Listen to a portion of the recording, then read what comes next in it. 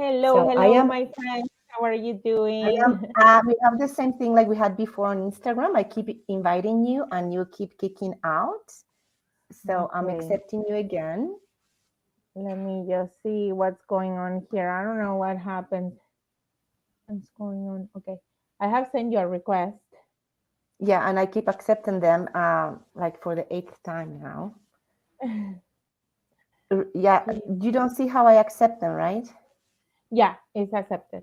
Elisa accepted your request to join the live. So I Okay, am then, joining now. okay, there Thank you you so go. much. There she Thank is. You're here. Now Yes, you're here in the world of Instagram. yes. Now I am Instagram and I am able to see myself this time. We did another live where I was just like, "Where am I? Where am I?" Yeah, no. Thank you Oh, so trust much, me, you Lisa. were. Yes, You I'm completely so were on it. excited about this topic that we're talking about today because it's something that is happening right now, and I think a lot of our viewers would like to know what's going on with pre-construction right now.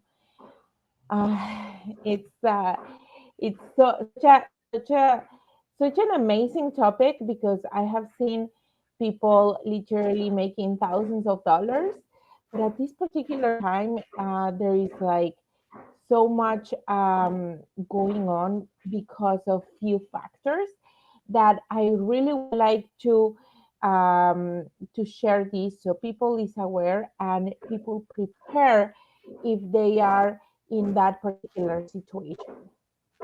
Yes, yes, guys, and in spite of the times we are here, we still have areas in the city or in the GTA where pre-con project often sell out in a matter of days. So it's really fast how it is done. So if you plan ahead of time what to do, because instead of entering a room, because they can sell 40, 50 condo units and in a span of an hour. So just really inform yourself, educate yourself.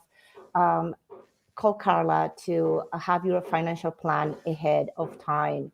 And who is buying and what would that be, right? So there are two primarily people who buy pre-construction: those who are investors who invest in pre-construction condos to resell them on assignments or probably in occupancy and rent them out. And those who probably are watching us as well are those who would like to purchase a unit or a home and they don't have the 20% down payment right now because buying pre-construction can give you a span of 3 4 years that you can pay in different 5% 5% 5% sometimes in this fashion.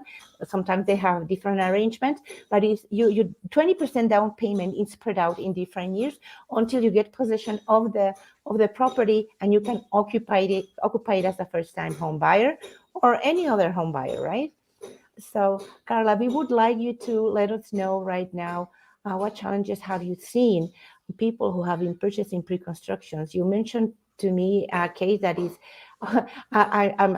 it is really interesting because where this person gonna get the funds, right? The $1 million person. Can you elaborate on that? Yeah, so basically, there are three types of problems that we're facing mainly in pre-construction. One is that the client is not able to qualify at the highest rates that we are experiencing right now. Uh, the second problem we are facing is that the appraisals are coming back lower than what the client purchased. So client bought at $1 million and now the property is at 800,000 according to the appraisal. So that's mainly what is happening. And the third one is that clients are not prepared to close pre-construction because the closing cost from pre-construction is much more than what you are required to pay when you are just buying a resale property.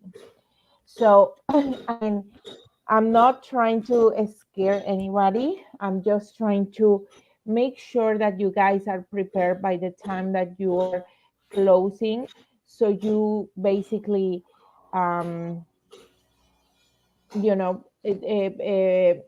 it's flawless, and it's less headaches for you. So the thing that you can do when you have bank all this is to have um, an approval from a bank where they are telling you that yes, you, like, based on your current financial situation, you are approved, and the only thing that we need to wait is just for you to literally um, get the day that you're closing, you sign, and that's the end of the story. Because when you have this type of approvals, they do the appraisals based on whenever you bought, so, or whenever it's more. So in that way, it protects the value of the property in case it goes down, and you are approved as well based on the financial situation that you have at the time. Just make sure that you don't change your financial situation, because obviously, they would like you to have the same profile that you had when you were first approved. They are telling you, yes, we are approving you based on what you're telling us. We just expect you to have the same profile when you close. And So that is 3 4 years from now. exactly. So my advice here is that, if you are gonna get into such a big contract, I know that a lot of people, they start their careers at a company, and then they just want to perform everything by themselves, and do their own business, and stuff like that, and do their income as a consulting income, because probably they are getting paid more than when they are uh, working for somebody else. But with this being said, just prepare, like, just talk to experts before you do make any big move, before you make any big purchase, such as a car. Make sure that, like, it fits the financial profile that you started, and is not a lot of changes in your life for the next 5 years. If that's the case, then another thing that you can do is just to make sure that you have savings, because as I'm seeing right now, probably you need about 6 just to be able to close pre-construction. Now, when I say 5 or 6%, I'm talking about the investors, because usually when somebody invests in pre-construction, they are typically investors. Very rarely we find first-time home buyers, because usually the builders require a 20% down. So if it's the house that you're gonna be living in and stuff like that, you actually, like, it's a little bit less than the 5%. But if you are an investor, and there's two types of investors in this case: one, the one that is renting the unit, and two, the one that is selling the unit for profit. So you have to define what type of investor you are going to be. If you're going to be selling that particular property, the builder is going to require to get from you an HST of $24,000. If you're selling the unit, the government won't give you back those $24,000. But if you're renting the unit, the the government is gonna say, you know what, you're doing it for the purpose of renting it. That's fine. I give you back these $24,000, but you have to request it. So it's a little bit, like it's a very unique type of investment. I'm just saying, it's not a bad investment. I have seen people, as I said, making thousands of dollars, Yes. thousands, thousands of dollars in this business. Unfortunately, right now is bad timing. And I call it bad timing because interest rates went up, market went down, like nobody was expecting all these to happen in this particular year. We were all hopeful that by the end of the 2023, maybe the rates were going to go down and stuff like that. And on the opposite, they went up. So what I'm gonna say now is that if you already have a pre-construction and you would like to protect yourself, give me a call because I am able to get you a rate for as long as 1 year. Maybe if your project is for longer, anyways, call me and we can figure it out to see how I can help you best and prepare yourself. Okay. Um, and for those ones who are, buying just to sell in an assignment, just be careful as well because these Oh, yes. $24,000, you are on the hook for the $24,000 HST that the government will require, and And they watch won't. it. Yeah, And be careful also when you're buying. Don't assume that an assignment uh, it's given it's not per granted, right? Because every builder it's different. So you have to make exactly. sure the builder you're working with, you have to ask if they actually accept assignments. Some builders won't, and if they accept assignments, some builders will request from you a fee for it. You will have to Exactly. pay to have the right to assign the contract, actually, because the condo doesn't exist. So you will be able to assign the contract.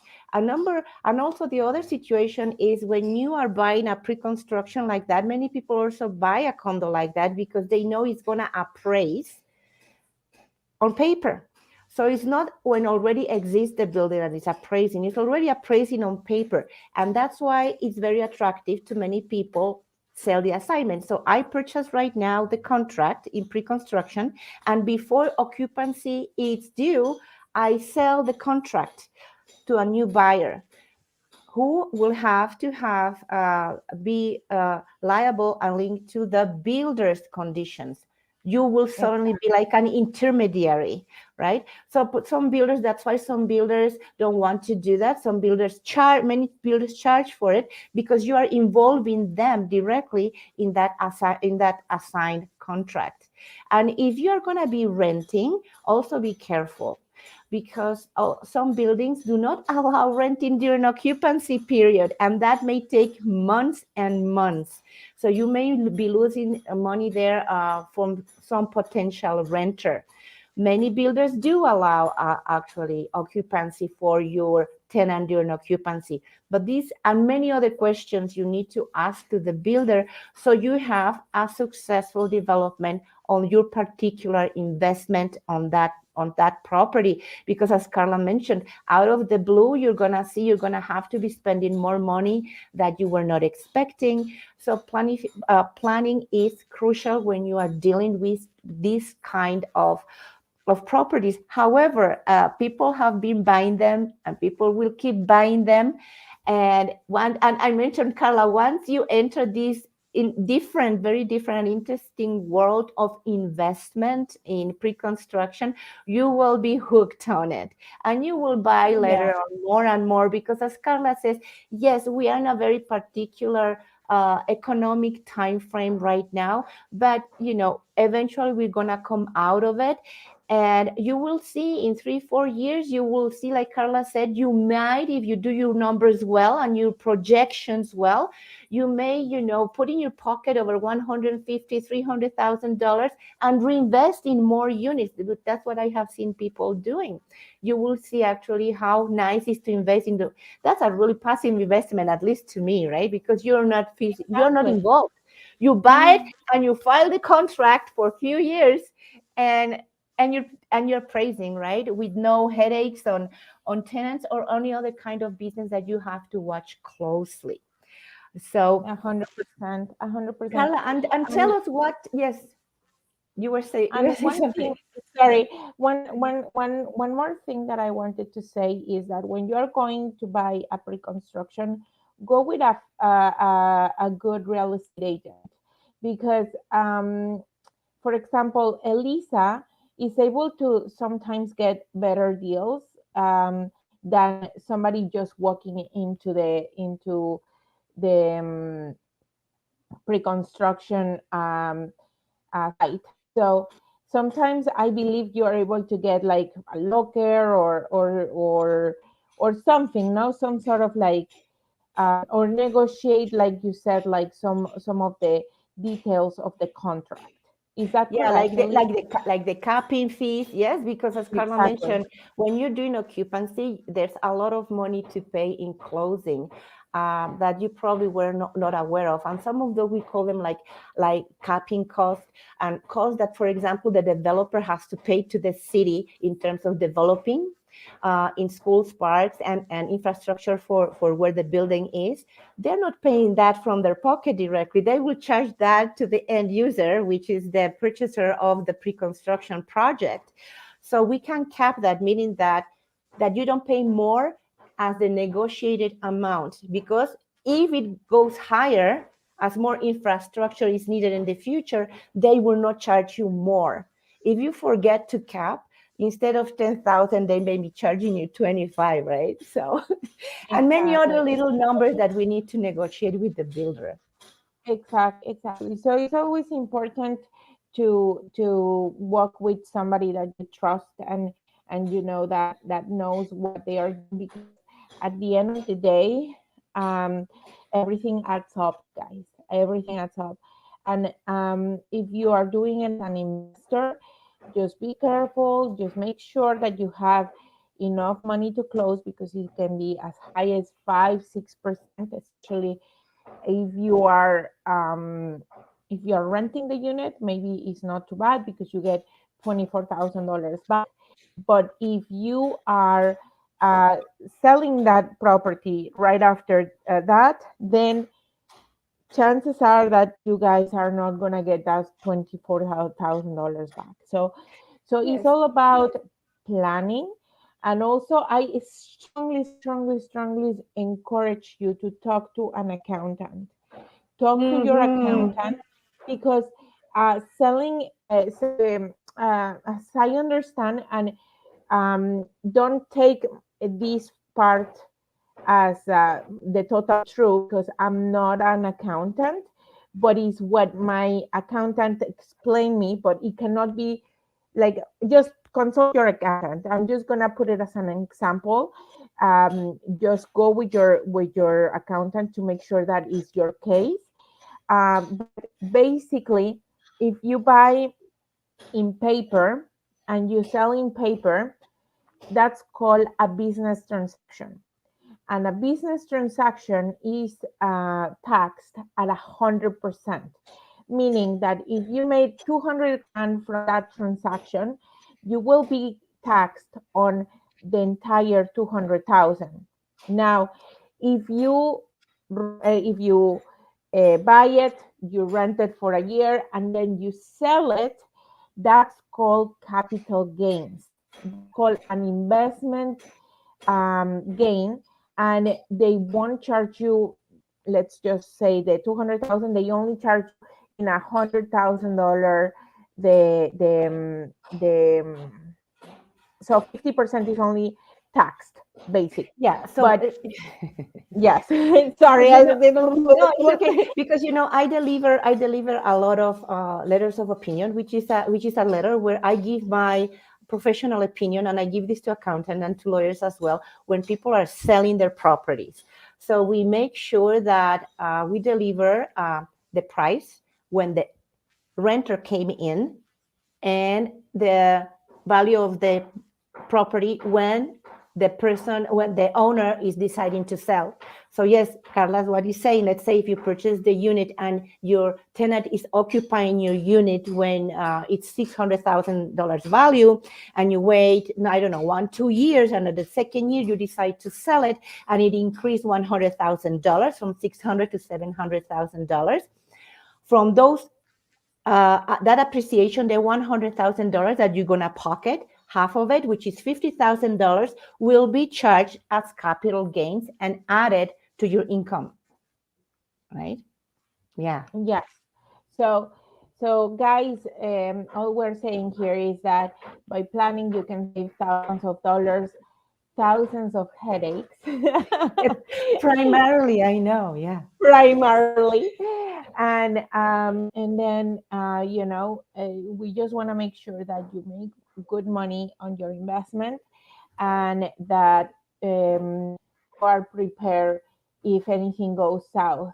So this, if you have a pre-construction that is closing in a year from now, give me a call. If it's longer, anyways, give me a call.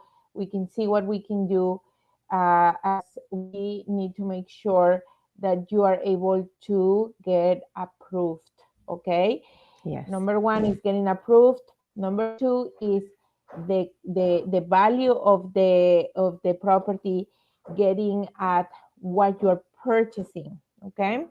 And number three is your closing cost. So make sure that those three are good to go, and then you guys are gonna have a happy closing. Yes, Carla, and I see there are people just joining us right now. So yes, our topic today is pre-constructions in Toronto and the GTA primarily.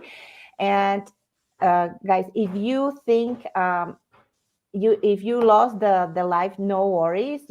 We have all these programs recorded automatically in all our social media platforms. So go to our YouTube channels and share that with your friends and your family, or anybody who you think this information is useful, and share that with them if you think they are ready to invest in some kind of pre-construction or any other kind of property. And send Carla a DM, or send her call her at 647-456-6864 and get hold of her and do your plan A, financial plan A with her if everything goes right. And also she's going to help you to make a plan B just in case something goes sour. Everything should go smoothly if you plan ahead, but it's you always, as a business person, you need to be prepared for the rainy day. So she's going to help you with all that. And thank you very much for everybody Thank you so joining much, us today. Yes, thank you. We are gonna see you in the new year. Next Tuesday is actually Boxing Day, so we're gonna see you in the new year. Happy holidays, happy new year, guys. We wish you the best, and remember, if your New Year's resolution is to purchase a home, book your free consultation with us, and we are more than happy to guide you so you get your property in 2024. Perfect. I couldn't have said it better. Thank you so much, Carla, and see you next time. Bye.